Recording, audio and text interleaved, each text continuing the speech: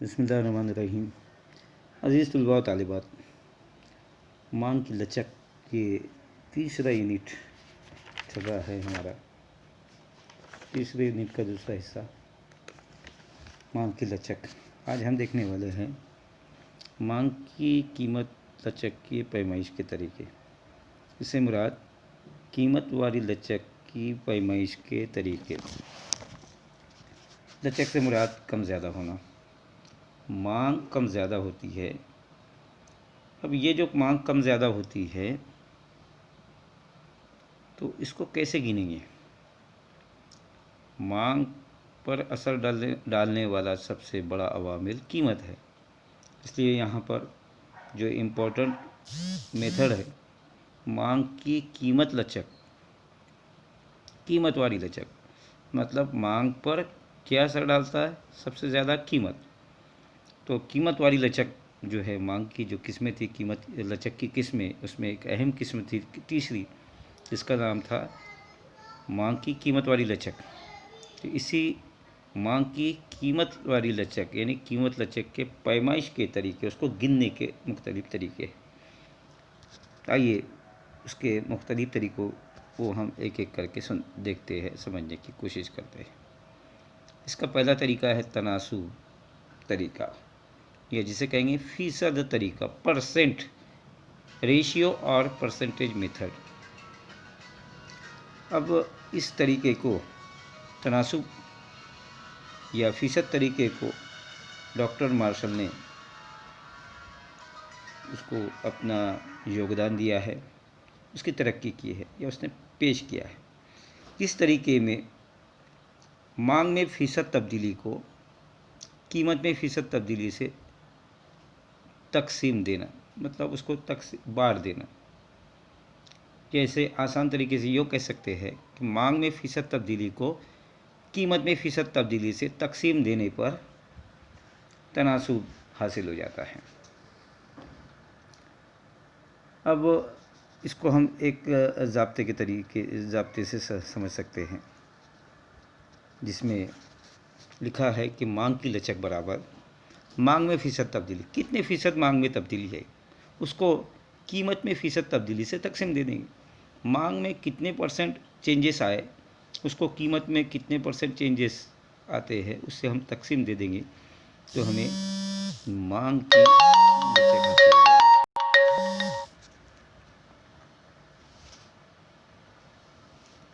अब यहाँ पर हम देखते हैं कि E D is equal to, नीचे ज़ाब्ता लिखा है, E D is equal to percent, फ़ीसद का निशान लगा दिख रहा है। उसके बाद में डेल्टा, डेल्टा यानी वेरिएशन, मतलब क्या तब्दीली है, काय में तब्दीली, क्यू के अंदर, क्यू मतलब क्वांटिटी यानी मांग में फ़ीसद तब्दीली, उसको तकसीम करेंगे परसेंट डेल्टा ऑफ प्राइस, मतलब पी से मुराद प्राइस, डेल्टा से मुराद वेरिएशन तब्दीली, और परसेंट कीमत में फ़ीसद तब्दीली।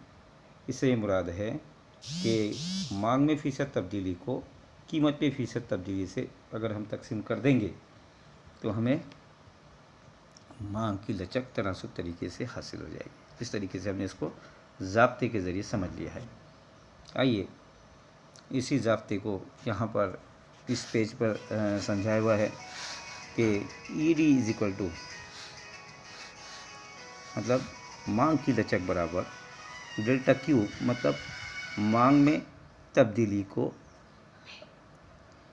कैसे तकसीम करेंगे, क्यू से, क्यू से मुराद असल मांग क्वांटिटी, उसको तकसीम करेंगे डेल्टा पी कीमत में बदली हुई कीमत, कीमत में तब्दीली यानी बदली हुई कीमत, उसको तकसीम करेंगे असल कीमत से।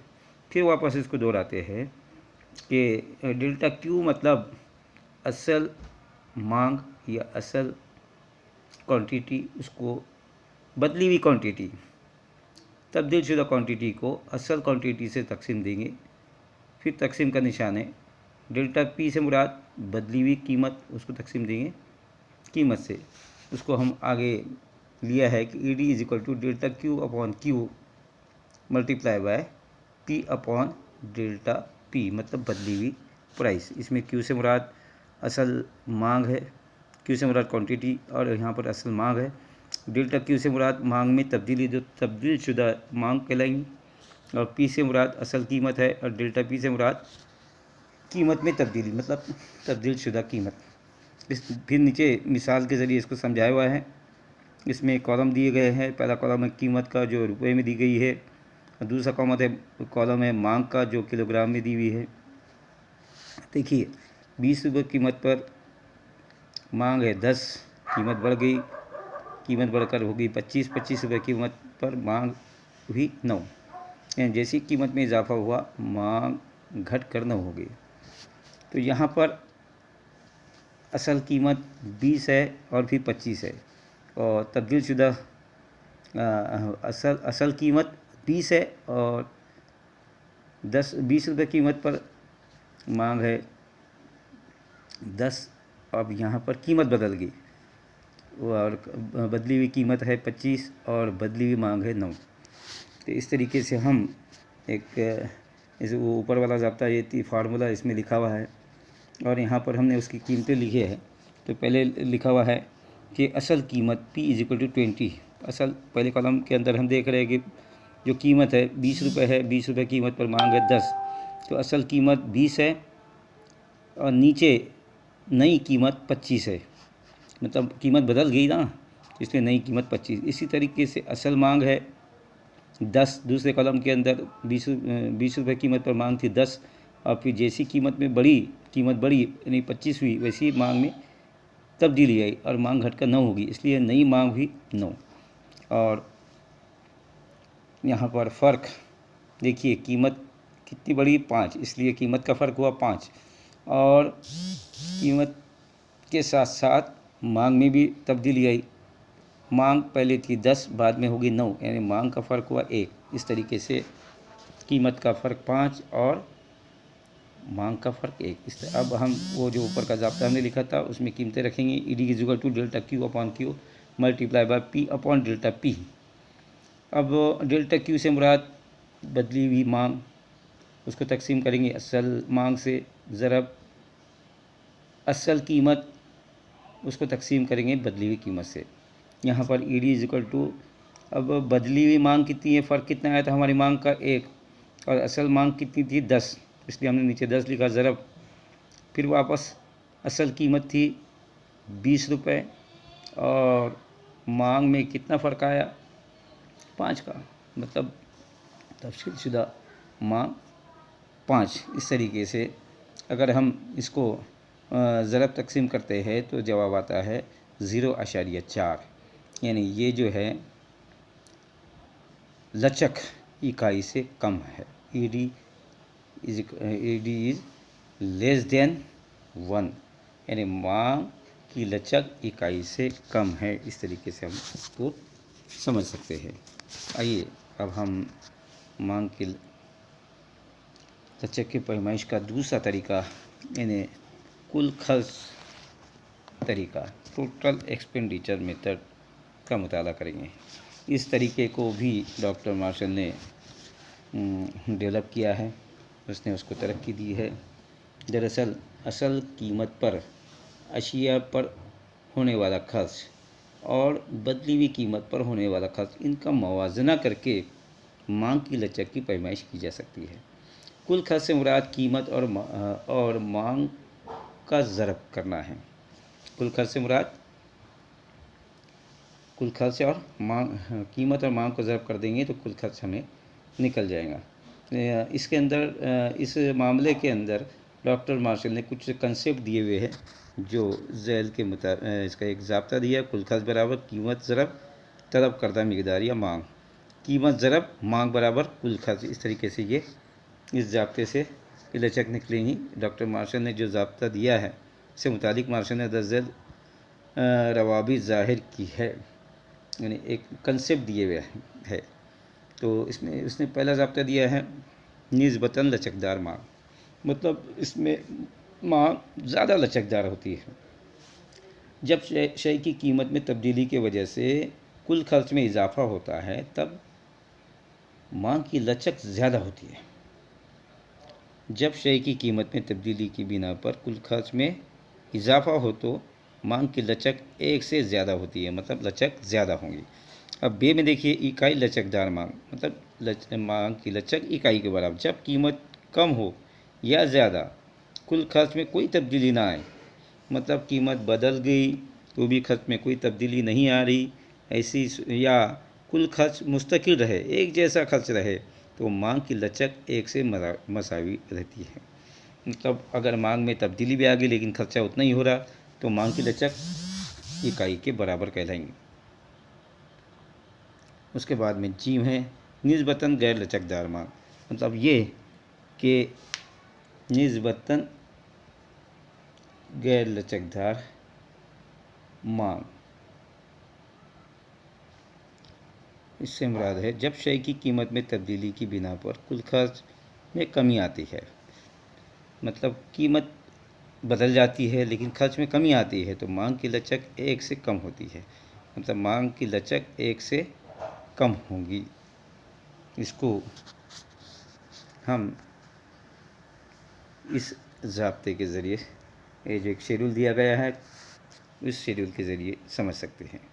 देखिए इस शेड्यूल के अंदर पहले कॉलम के अंदर दिया है कीमत रुपए में दी हुई है और शय है ए बी और सी, और कीमतें है 10-20, बी की है 30-40 और सी की है 50-60। और दूसरे कॉलम में दिया हुआ है तलब करदा मिकदार, मतलब कितनी मांग की गई, मांग इकाइयों में इकाई के अंदर दी गई है, और इसको क्यू से मुराद क्वांटिटी इकाई से जाहिर किया गया है, जो जिसे 6, 5, 4, 3, 2, 1 से जाहिर किया है। और तीसरे कॉलम में कुल खर्च बताया हुआ है। कुल खर्च कैसे आता है आपको पता है, प्राइस मल्टीप्लाई बाय क्वांटिटी, कीमत ज़रब तलब या मांग, उसको ज़रब करेंगे तो क्या निकल जाएगा, कुल खर्च निकल जाएगा। और आखिरी कॉलम में दिखाया है मांग की लचक क्या आती है। देखिए अब पहले कॉलम में देखते हैं कि कीमत है शय ए की 10 रुपये कीमत पर, मांग है 6, और मांग 10 रुपये कीमत पर मांग 6, तो कुल खर्च कैसे निकालेंगे, 10 ज़रब 6 बराबर हो गए 60। फिर शय ए की कीमत बढ़ गई और वो बढ़कर 20 रुपये हो गई, जैसी कीमत बढ़ी तो मांग में कमी आ गई, मांग घटकर 5 हो गई है, तो 20 रुपये कीमत पर मांग है 5, इसलिए हम 20 ज़रब 5 करेंगे तो उसका जवाब आएगा 100, तो यहाँ पर कुल खर्च हुआ 100। फिर शय बी की तरफ आते हैं, शय बी की कीमत है 30 रुपये और 30 रुपये कीमत पर मांग है 4, इस तरीके 30 ज़रब 4 बराबर आएंगे 120, जो हम देख रहे हैं कुल खर्च के कॉलम में। अब शय बी की कीमत में इजाफा हो गया, 30 से बढ़कर वो 40 हो गई, और जैसी कीमत बढ़ी वैसे ही मांग में कमी आ गई, जो 4 से घटकर 3 हो गई। यहाँ पर हमारे सामने कीमत है 40 और मांग है 3, इस तरह हम 40 को 30 से अगर ज़रब करते हैं तो जवाब आएगा 120 रुपये खर्च होते हैं। अब शय सी की तरफ आते हैं, शय सी की कीमत है 50 रुपये और 50 रुपये कीमत पर मांग है 2, तो 50 ज़रब 2 बराबर आएंगे 100, लेकिन गलती से यहाँ पर कॉलम में क्या लिखा हुआ है 1000, इसलिए उसको करेक्शन करना होगा और 1000 के बजाय आपको 100 लिखना होगा, 100 समझिए उसको। अब 50 से शय सी की कीमत बढ़ जाती है, 50 से बढ़कर 60 हो जाती है, जैसी कीमत बढ़ी वैसी मांग में कमी आ जाती है और मांग घटकर 2 से घटकर 1 हो जाती है, तो 60 रुपये कीमत पर मांग होंगी 1, तो 60 ज़रब 1 करें तो आ गए 60। अब यहाँ पर मांग की लचक, अब कुल खर्च हुआ शय ए का 60 रुपये, शय ए की 60 रुपये, और फिर हुए 100 रुपये। इसी तरह बी का, शय बी 120 रुपये, खर्च कुल खर्च 120 और 120 दोनों मसावी है, और शय सी में खर्च है 100 रुपये और नीचे आएगा 60 रुपये। तो यहाँ पर खर्च में जो तब्दीली है गई, शय ए की पहले 60 रुपये खर्च था, खर्चा हो गया 100 रुपये, मतलब लचक ज़्यादा हुआ, इसलिए मांग की लचक इकाई से पहले इसमें इकाई से ज़्यादा। अब शय बी की ख़रीदारी में क्या हुआ, तो पहले भी कि खर्च हुआ 120 रुपये और बाद में भी खर्च हुए 120 रुपये, मतलब कीमत में तब्दीली के बावजूद खर्च में कोई तब्दीली नहीं आई, इसलिए यहाँ पर आता है कि तलब की लचक इकाई के बराबर यानी 1 होगी। और उसके बाद शेष सी के वक्त में पहले कीमत थी 100 रुपये, कुल खर्च था 100 रुपये और बाद में खर्चा हो गया 60 रुपये, मतलब ये कि खर्च में कमी आ गई। मतलब क्या हुआ, खर्च में कमी आएगी तो क्या होगा, लचक में कमी आएगी, मतलब लचक इकाई से कम, इलेक्ट्रिसिटी इज लेस देन 1, इस तरीके से। पहले फिर वापस देखते हैं, शेष ए के क्या हुआ, खर्च में इजाफा हो गया, पहले 60 रुपये खर्चा था, बाद में 100 रुपये हो गया, मतलब खर्चा बढ़ गया, इसलिए लचक बढ़ गई, यानी लचक इकाई से ज़्यादा। और शेष बी की सूरत में 120 दोनों कीमत में तब्दीली के बावजूद खर्च में कोई तब्दीली नहीं आई, मतलब मसावी खर्च रहा, इसलिए तलब की लचक इकाई के बराबर यानी मसावी। और शेष सी की ख़रीदारी की सूरत में पहले खर्च था 100 रुपये और वो खर्च घटकर 60 रुपये हो गया, मतलब तलब की लचक में कमी आ गई, जो इकाई से कम कहलाएंगी। इस तरीके से आज हमने ये 2 किस्में मुकम्मल की इकाई की तलब के लचक के पैमाइश की 2 किस्में हमने आज मुकम्मल कर लिया, अल्हम्दुलिल्लाह।